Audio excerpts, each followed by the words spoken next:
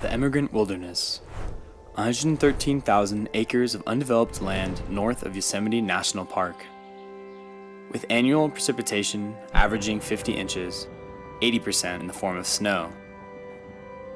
Imagine a 7-year-old boy, lost, with no chance of survival, left alone in these woods. This is 7 and Afraid. 22 hours alone in the Emigrant Wilderness. The Houston boy went missing about 1 p.m. Saturday during a dad's and son's weekend of fishing, hiking, and relaxing in the backcountry of Pinecrest. He was found Sunday. In an exclusive interview, we now bring you Brian Hill. Today I'm going to talk about the time that I got lost. Hi, my name is Brian. If you're new to my channel, I basically do a bunch of vlog / music content. But yeah, today we're going to talk about how I was lost for about 22 hours in the Emigrant Wilderness when I was 7. It started off as a church retreat.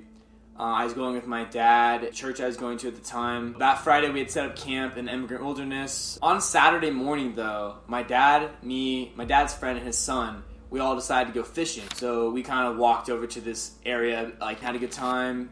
And then on the way back, my dad's friend's son decided to hey, Brian, do you want to race back to camp? And obviously I'm competitive, so I said yes. My dad said, yeah, go for it. This kid and I are racing back to camp, and there's this rock you can kind of go around as a shortcut, I guess. I didn't know that because I got lost, but so the kid I'm racing, he takes this shortcut around the rock. I'm oh, I gotta follow him. So I follow him around the rock, but I probably did straight, turn left, and then did a U-turn or something. I don't even know. Essentially I was lost. But I didn't know that.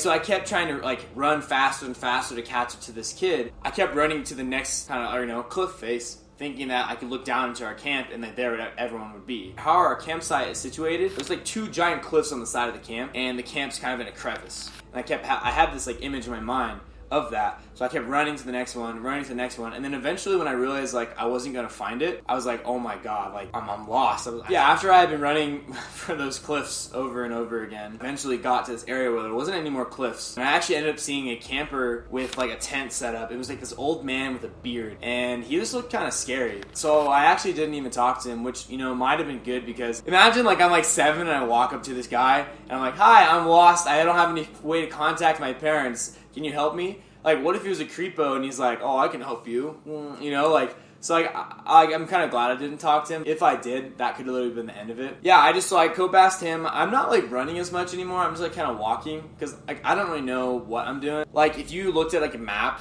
and you looked at someone's journey, I probably was doing all these loop-de-loops. I have no clue. But yeah, so it starts getting a little bit darker, and I realize I'm really thirsty, I'm really hungry, I haven't had anything. I don't know what reasoning you have when you're 7. It's basically non-existent. So I found this puddle of water in this dip in a rock. So it was and the Emigrant Wilderness has a lot of slabs of rock. So in one section it was a dip, and then there was a really small puddle. It's probably only 4 by 4 inches, and there's a little water bug skirting across it. And I was you know what, I'm thirsty. So I ended up I got on all fours. I got down and I drank some of the water from that crevice. I mean, I could have gotten some disease or some shit, but who knows. I don't remember eating anything, so I mostly just remember drinking the water. It was about nighttime now, and I had this one memory. It's kind of hard to determine if it's trauma / hysteria dream, or it's actually happened, but essentially there's this long fallen log, a huge tree, enough where you have to climb over it. To my left, I see a lady with a search dog, and to my right, I see my dad and another man, and they're both calling my name, and it's kind of echoing back and forth. And I'm oh my god, dad, oh my god. And I'm running, I run back and forth. Every time I hopped over the log to find the other person, the other side would be calling me even more. So this does kind of sound like a dream, but to me it felt so real, and I remembered it so vividly. It was when your night vision kicks in and you kind of see people in a green outline. That's kind of what I saw every person. But then eventually they both just faded away. And it's kind of funny in retrospect. My dad kind of told me he was searching with one other man.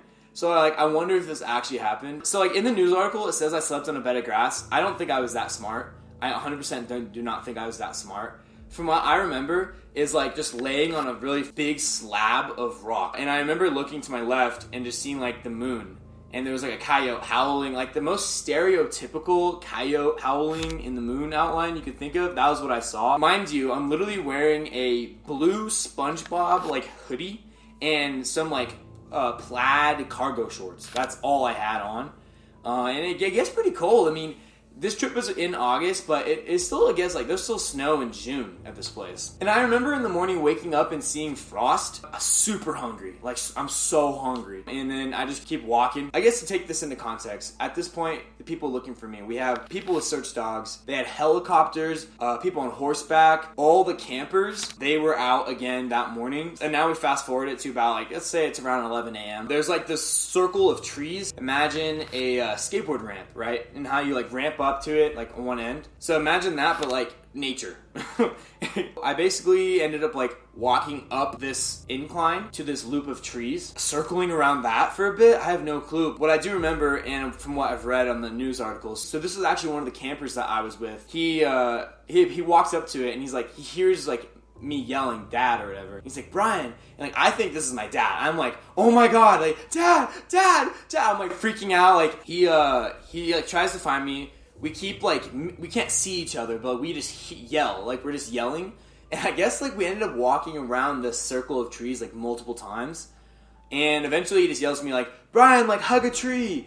And yeah, so I just stay still, I'm hugging a tree, and he walks up on me. The craziest experience, because I really expected to see my dad, and I saw this other man. Yeah, oh my gosh. So he takes me out, and I kind of get to walk back on everything that I had already traversed on. And apparently I was only like a mile from the campsite, which explains my like, you know, zigzag path. We get to like this area of all the slabs where I slept, and there's like people on horses, there's like all these kids searching for me, there's the dogs, everyone. They're all out there, and like puts me on a guy's horse, and I ride back with him across everything. Finally get back to the campsite, and oh my god, am I so hungry. I literally eat so many pancakes, and it's funny because the news article is literally like, what was the one thing Brian wanted after he was lost? Oh, peanut butter pancakes. I don't know.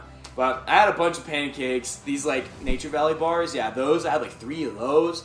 Yeah, no, it was a pretty surreal experience, and I feel like since then, I kind of do think twice about when I'm camping, you know, like gotta have a whistle or something. Like, yeah, anyways guys, if you enjoyed this story about, you know, me getting lost, and you want to hear anything else that happened to me, let me know in the comments below. I love getting interactions below. I feel like that makes me feel like I'm actually making videos for people, not just like random numbers. Thank you so much for listening, and I hope you enjoyed.